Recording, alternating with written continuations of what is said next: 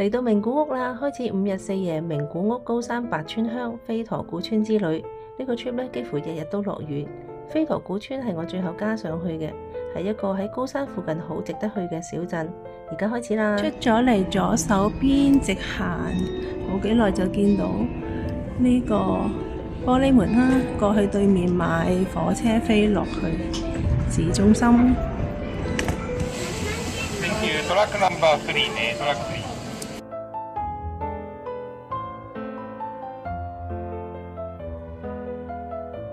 我 book 咗距離名古屋火車站只係67分鐘步行嘅 Smile Hotel， 單位夠近啦，而且連埋早餐都唔使400蚊。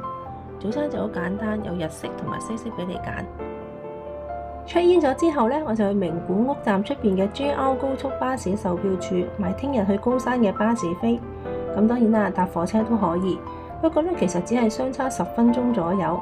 巴士就平好多，3600 yen， 如果火車票呢，就要6000幾 yen。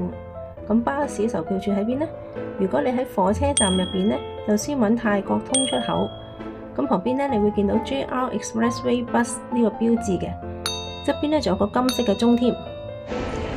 經過頭先個鐘之後呢，見到泰通個口喺度行出去嘅右手邊呢，就有嗰個賣巴士票。前邊呢度就係前邊呢度右手邊。啱啱喺名古屋站旁邊呢個巴士票務處呢，就買咗聽朝嘅飛去高山，就喺呢個 Big Camera 對面。網上睇呢，佢係話喺名鐵百貨嘅3、4樓度買飛嘅，但係原來嗰間百貨公司已經冇咗啦。不過嗰度好似仲有飛賣，但係嚟呢度就方便啲咯，因為反正聽日都係喺呢度上車嘅，就係2號 link 呢度啦，去大阪高山夾庫。喺名古屋站英通出口見到個鐘上咗 escalator， 即係自動扶手梯，轉左呢度就有個 JR Gate Tower， 上面15樓有間 Starbucks 嘅，咁就可以睇到名古屋嘅夜景。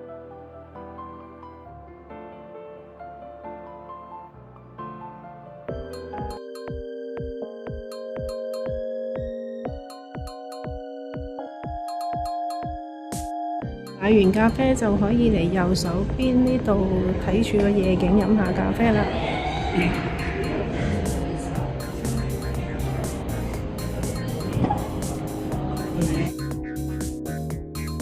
雖然去 Starbucks 睇夜景之後，我就搭地鐵去榮站睇電波塔同埋綠洲21。佢附近有座 Sunshine Square 嘅建築物，出邊仲有座摩天輪添。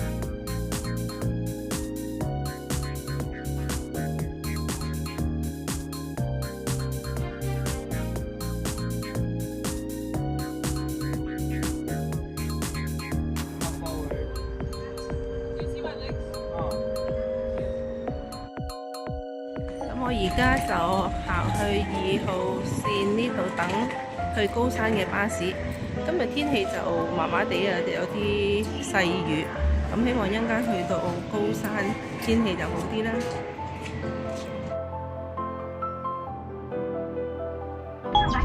有叉電器啊，仲可以較厚呢張凳添。夠鐘啦，開車。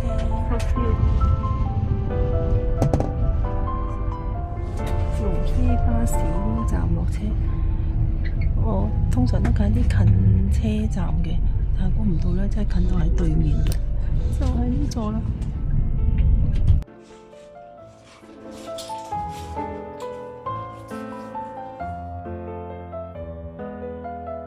嚟到落雨啊，咁我就擺咗啲行李去酒店先，因為3點鐘先可以 check in。咁就過嚟呢度巴士票務處買咗聽朝去白川鄉嘅巴士飛先，買唔到聽朝啱時間嘅指定席啊，咁所以就只可以落reserve啦。咁聽朝就早20分鐘嚟排隊。咁出邊呢度呢都可以有 coin locker 可以擺行李嘅，咁睇下個價錢先，有600 yen， 大嘅就800 yen， 咁如果有需要就可以喺度擺低行李先行咯。return to Takayama with reserve seat.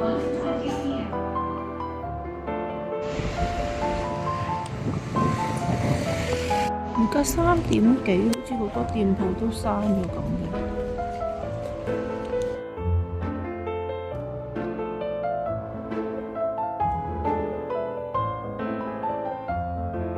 落咗全日雨，仲越落越大。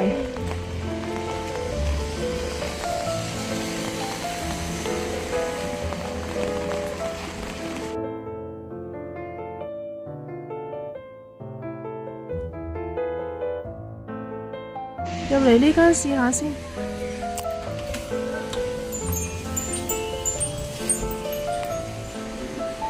はい、何名様ですか？お待たせしました。どうぞ。Which one is usual pepper? Which one is ginger? This youth pepper is dangerous.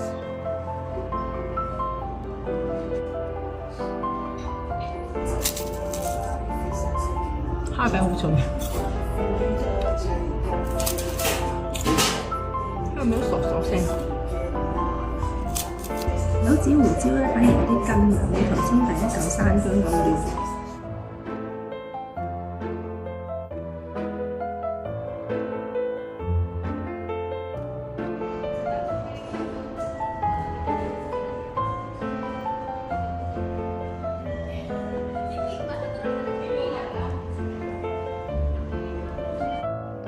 夜晚就真係好靜，老街即係 Old Town 嗰邊咧，5點鐘啲鋪頭就閂晒㗎啦。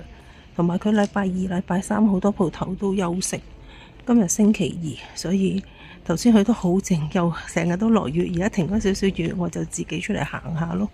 不過其實係乜都冇，所以啲 tour Klook 嗰啲 tour 咧，高山同八川鄉一日遊只係一日咯。呢度停個幾兩個鐘，嗰度停2個鐘。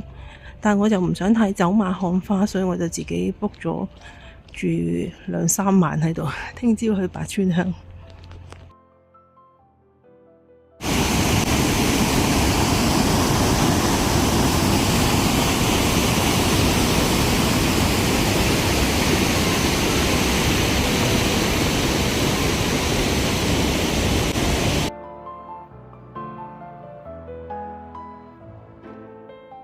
入嚟入口，公川超市入口第一間重惠冰度，食一件 sushi 先。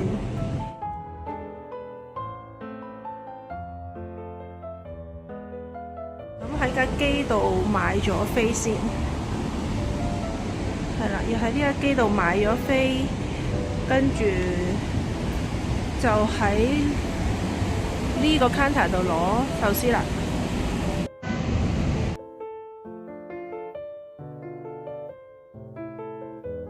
呢件壽司比尋日嗰2件 tender 好多啊，嫩好多，好味。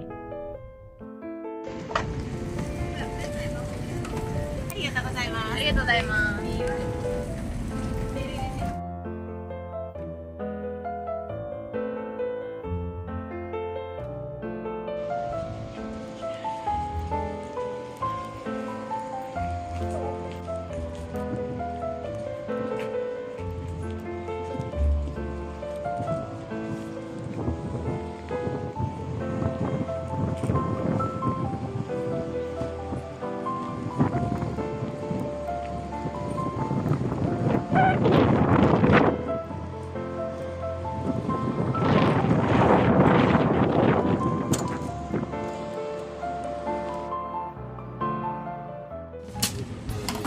非洲牛跟这个汤。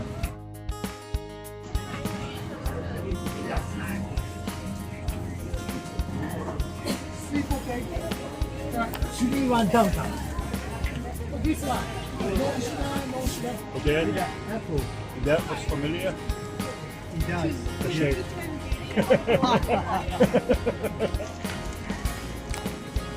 Thank you.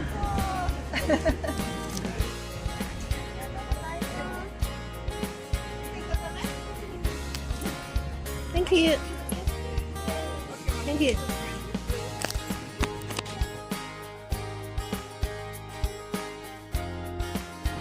今今朝一早嚟買第一檔嘅小丸子，而家晏咗啲，已經排晒隊。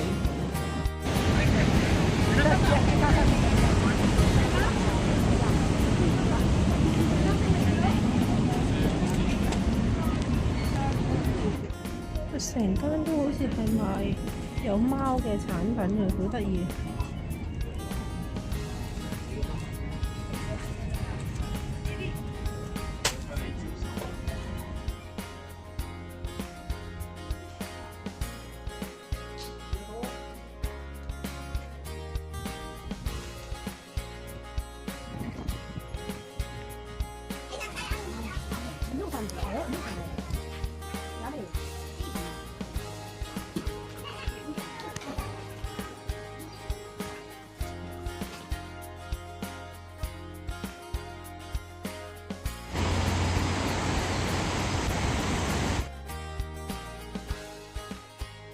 另外呢個鎮屋超市就真係賣啲蔬果啊咁樣，應該因為已經閂咗啦，就喺高山鎮屋前面。高山鎮屋係江戶時代，即係1603到1868年，德川幕府即係當時係中央政府喺飛驒地區嘅行政中心，統籌咗當地嘅行政、稅收同埋司法審判，係全日本唯一完整保存嘅代官所。代官所係咩呢？即係辦公廳加埋宿舍。建築保留咗御役所，即係辦公廳啦、米倉同埋庭園。不過個人嘅興趣就唔大，所以冇入去參觀。好啦，我哋下次再見啦，拜拜。